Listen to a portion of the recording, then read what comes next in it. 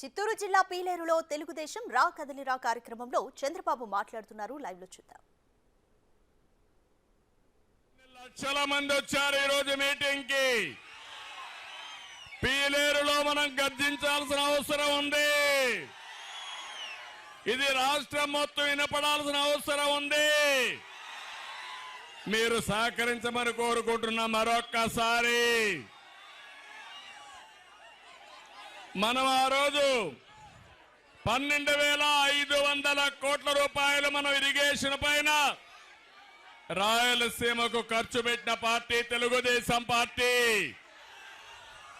నేను అడుగుతున్నా వైఎస్ఆర్ కాంగ్రెస్ పార్టీని, మీరు పెట్టింది 20% కూడా లేదు.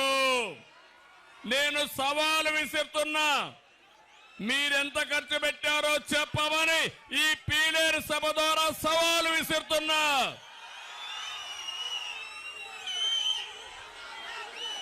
రాయలసీమ ద్రోహులుగా మిగిలిపోయారు.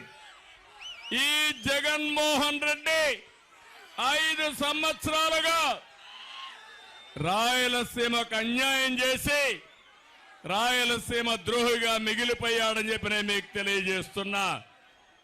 నేను ఆ రోజు ఒకటే ఆలోచించాను, రాయలసీమకు నీళ్లు ఇవ్వాలి. నీళ్లు ఇస్తే బంగారు పండుతుంది.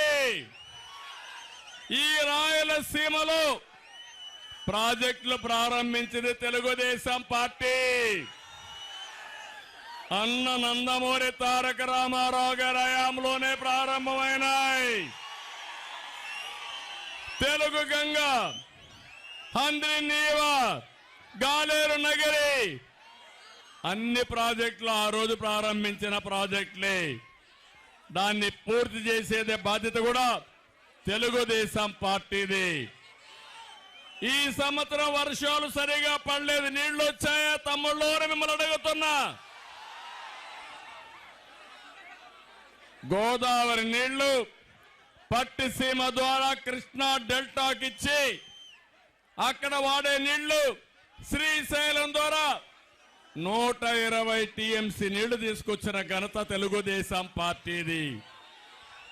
అదే తెలుగుదేశం ఉండుంటే గోదావరి నీళ్లు బనకచెర్లకు తీసుకొచ్చేవాళ్ళం మనం. గోదావరి నీళ్లు వస్తే మనకు ఏ మాత్రం కూడా ఇబ్బంది లేదు. గోదావరిలో 2000 టీఎంసీ నీళ్లు ప్రతి సంవత్సరం సముద్రంలోకి పోతున్నాయి. ఆ నీళ్లు కొంతవరకు తెచ్చుకుంటే కాలువలన్నీ దివ్యాం. ఇవి పూర్తి చేసుకుంటే రాయలసీమ రతనాల సీమగా మారుతుంది. మీ జీవితాల్లో వెలుగు వస్తుంది. నేను ఒకటే ఆలోచించాను, రాయలసీమని పండ్ల తోటలకు ఒక హబ్బుగా తయారు చేయాలని. దుర్మార్గులు వచ్చి మొత్తం కూడా ఇబ్బంది పెట్టే పరిస్థితి వచ్చారు. నేను ఆ రోజు సీమ రైతుకి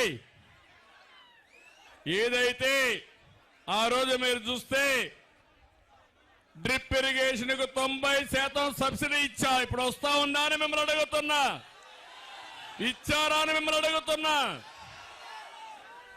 మొన్ననే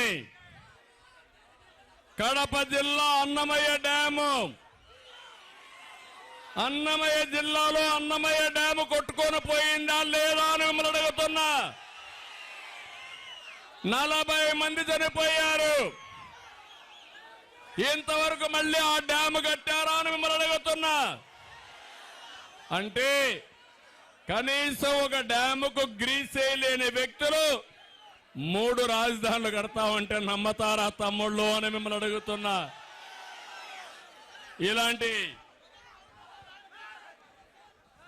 దుర్మార్గమైన ముఖ్యమంత్రి ఎక్కడా ఉండరు.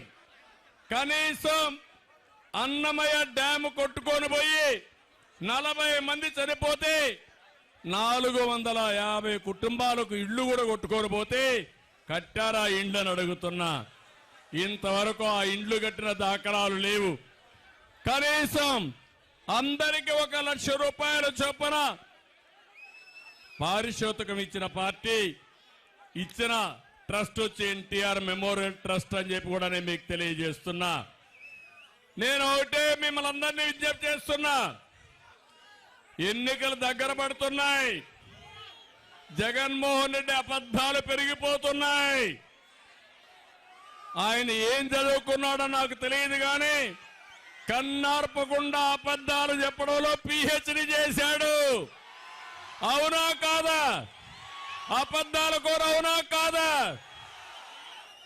తమిళ్లో 10 రూపాయలు ఇస్తాడు,